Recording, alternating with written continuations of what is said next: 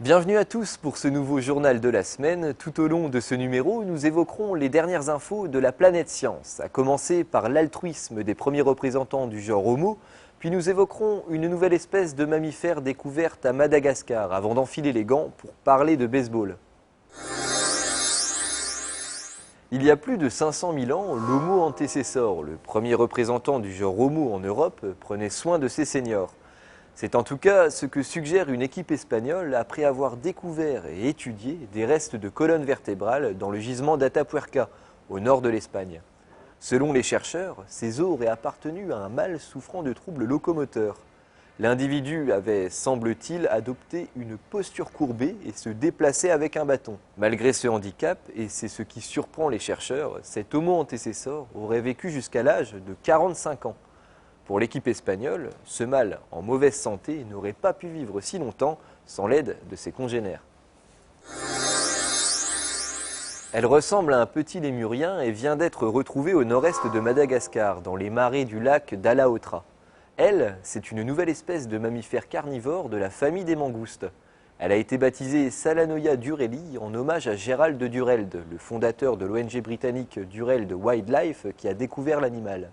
Cette mangouste avait déjà été repérée en 2004, mais cette fois, l'animal a été capturé et on l'a photographié. L'examen des clichés ainsi que des analyses génétiques ultérieures ont alors confirmé ce que les chercheurs pensaient. Cette mangouste, pas plus grosse qu'un petit chat, est bel et bien une nouvelle espèce de mammifère carnivore. Si vous avez déjà tenu une batte de baseball dans les mains, vous connaissez peut-être ce phénomène, celui d'une balle qui soudainement change de direction, si vite même qu'il vous est impossible de la frapper.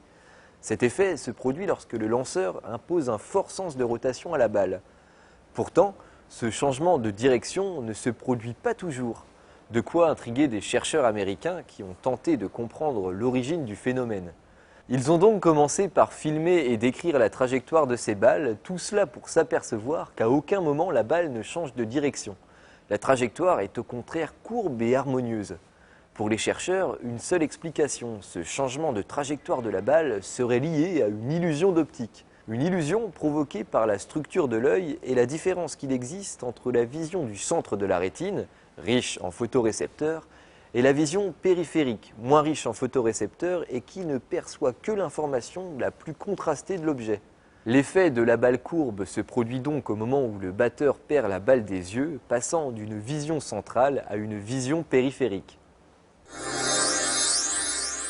Voici un petit bout de foie vu au microscope qui est en train de mourir. Pour autant, il est encore actif car en même temps que les cellules meurent, elles se mettent à sécréter une série de molécules nouvelles qui vont attirer les neutrophiles, des cellules immunitaires, ici en vert, capables de manger les cellules inertes. En filmant le processus, des chercheurs canadiens ont montré que les neutrophiles utilisaient des molécules signal pour localiser les cellules mortes. Si certaines de ces molécules signal sont émises dans le système vasculaire, ici en bleu, ce n'est pas le cas pour toutes.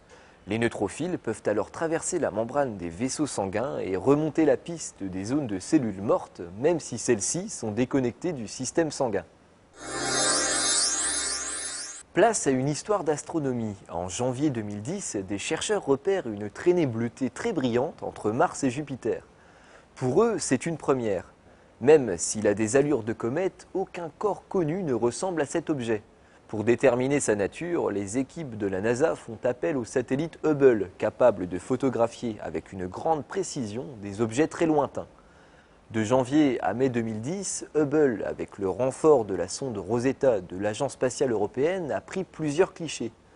Deux équipes ont alors étudié ces images et se sont aperçues que la traînée n'était pas celle d'une comète.